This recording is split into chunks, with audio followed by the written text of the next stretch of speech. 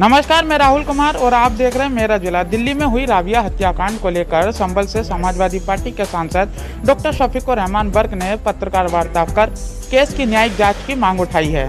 इसी के साथ परिवार को 1 करोड़ रुपए की मदद और एक आदमी को नौकरी की मांग उठाई है।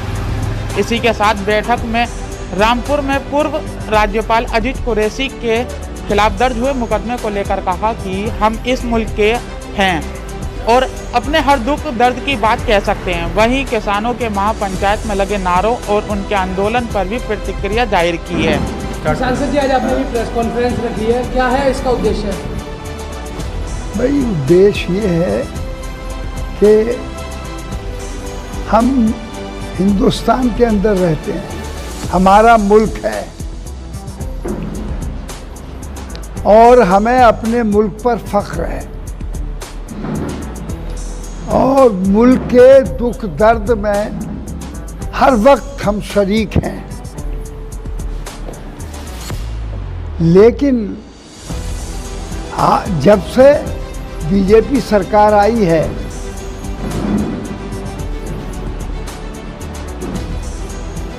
तो उनके दौर में इंसाफ नहीं मिल रहा। लोगों के साथ जुल्म हो रहे हैं, गरीब आदमियों को खाने के लिए रोटी नहीं है और कोई रोजगार नहीं है, भूखे मर रहे हैं। किसान आंदोलन पर बैठे हुए आज अब 10वां महीना चल पड़ा, लेकिन जो लाखों की तादाद में अभी मुजफ्फरनगर में जो लाखों की तादाद में किसान जमा हुआ, तो किसान क्या मुल्क का हिस्सा नहीं है? किसान भी मुल्क का मालिक है, वो भी हमारा भाई हैं और उनका दुख दर्द हमारा दुख दर्द है। उनके साथ जो नाइंसाफ़ी की जा रही है, सिर्फ तीन काले कानून जो इन्होंने बनाए, जो किसानों के बिल्कुल ख़िलाफ़ हैं, वो अपने उनको हक है।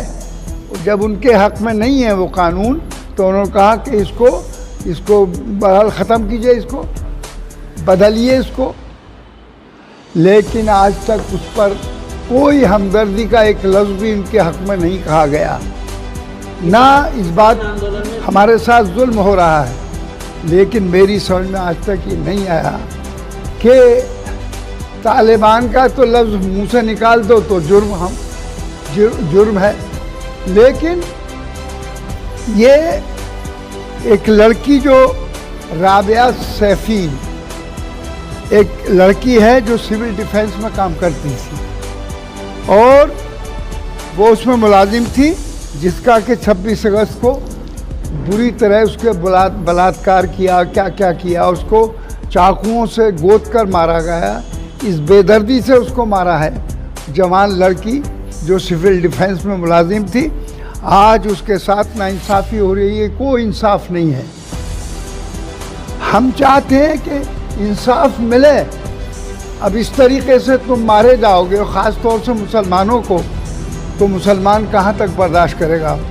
फिर मुसलमान भी धरना प्रदर्शन पर ये आ जाएगा, वो भी इनके साथ शरीक हो जाएगा जी।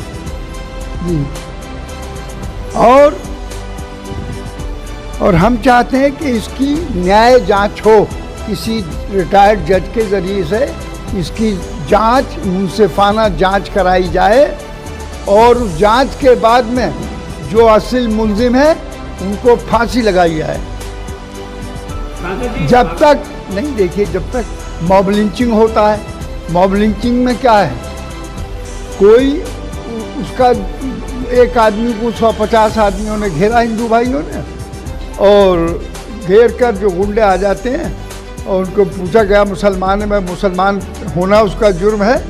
अभी वो जब वो उसमें इंदौर में एक लड़का चूड़ियाँ बेच रहा था, पहना रहा था, जब सोगा मुसलमान है तो उसे पकड़ कर बुरी तरह मारा, पीटा, सब कुछ छीन लिया गया उससे। तो इस तरीके से आए दिन, ये कोई नया काम नहीं है, बल्कि बहुत मुल्क के अंदर बहुत से ऐसे वाक़यात हो चुके हैं, लेकिन अभी तक no action was taken against them. तो हम चाहते हैं कि इस राबिया के साथ जो जुल्म हुआ है, जवान लड़की है और सिविल डिफेंस में हमारे गवर्नमेंट के डिपार्टमेंट में ही काम भी करती थी, लेकिन उसके साथ ये नाइंसाफ़ी क्यों हुई, ऐसी जुर्रत क्यों हुई उसके साथ? तो इसलिए इसकी सिविल जांच कराई, न्याय जांच कराई जाए और 1 करोड़ रुपया मुआवजे का इनके घर वालों को दिया जाए। जी हाँ, ये मेरी मांग है। और इसके परिवार के एक आदमी को कम से कम यानी नौकरी दी जाए गवर्नमेंट के लेवल पर। सांसद जी, एक सवाल ये है, उत्तर प्रदेश में आगामी विधानसभा चुनाव होने हैं, तमाम राजनीतिक पार्टियों के स्टेटमेंट सामने आ रहे हैं। हाँ। विधानसभा में नवाज के लिए कमरा जो है खान सपा विधायक ने मांग की थी, उसको लेकर ओवैसी कह रहे हैं कि पहले वो अखिलेश यादव की राय ले लें। मुजफ्फरनगर में दंगा कांड हुए थे, उस समय मस्जिदों की याद नहीं आई, लेकिन अब नवाज की बात आ रही है, इसमें क्या कहेंगे आप? देखिए, अब ये तो उनकी पॉलिसी क्लियर है, वो समाजवादी से घबराए हुए हैं।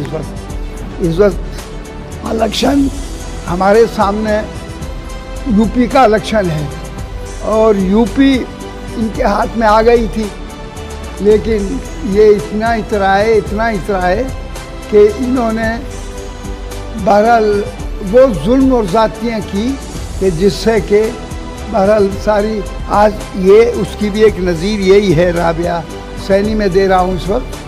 तो ये इस तरीके से जुल्म करके हालात को बिगाड़ने की कोशिश की जा रही है और इलेक्शन का रुख मोड़ने के लिए और इलेक्शन को जीतने के लिए बहरहाल वो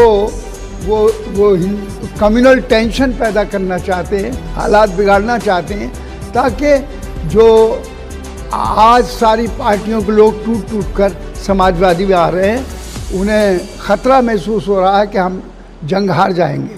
और इंशाअल्लाह हमें उम्मीद है कि अखिलेश यादव जंग जीतेंगे और समाजवादी का एक एक वर्कर, चाहे वो मुसलमान हो क्या किसी कौम बिरादरी का हो, जो समाजवादी के कैंप में आ गया है वो अपनी जान दे देगा, लेकिन बेईमानी नहीं होने देगा और इलेक्शन जीतेंगे हम।